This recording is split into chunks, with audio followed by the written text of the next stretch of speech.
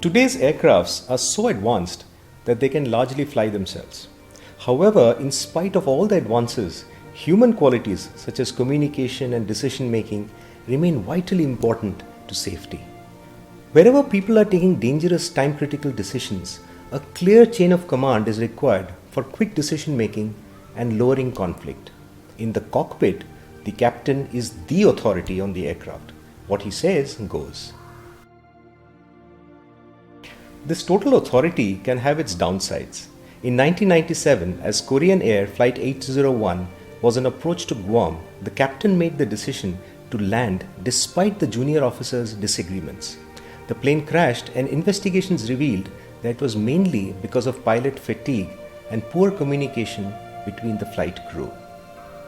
Closer home, in 2010, Air India Express Flight 812 from Dubai to Mangalore was flying too high, overshot the runway while landing and crashed.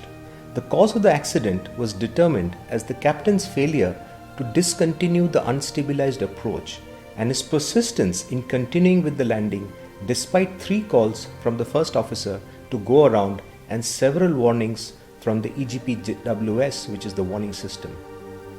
Pilots clock thousands of flying hours before taking charge as captains.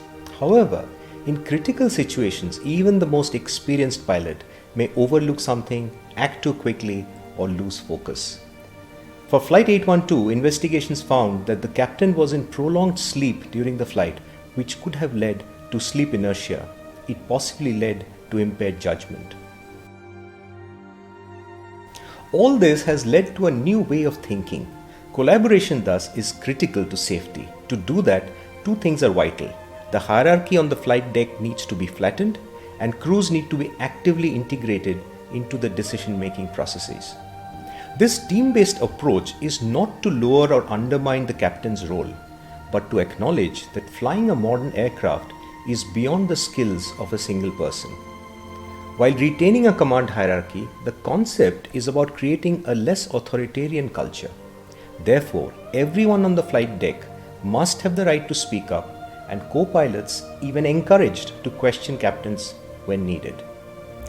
This philosophy has given rise to CRM, short for Crew Resource Management. These training procedures focuses on interpersonal communication, leadership, and decision making in the cockpit of an aircraft. CRM has brought in clear benefits and improved safety.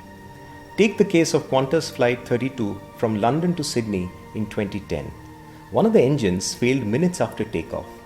The crew showed remarkable teamwork and composure to make a successful emergency landing at Changi. The aircraft also happened to be the A380, the world's largest passenger plane. It had not 1 or 2 but 5 pilots in the cockpit. Collaboration and cooperation between them were crucial to the survival of Flight QF32. It is a remarkable story, and you can read it all in the book Fly, written by the captain himself.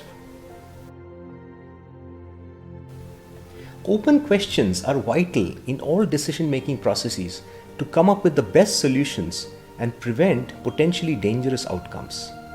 But in most organizations, implementation is a challenge as it involves real shifts in interpersonal dynamics and organizational culture.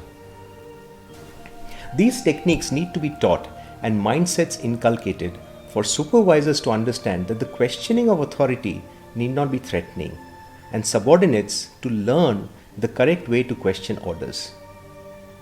So, if you are a leader in your organization, the question becomes, is the hierarchy in your teams so strong that juniors are afraid to speak up or challenge? Hi, this is Suman. Thanks for watching. I would love to hear your comments and questions, and don't forget to subscribe by clicking on the link below. Till next time, let us remember that leadership is an action, not a position. See you in the next one.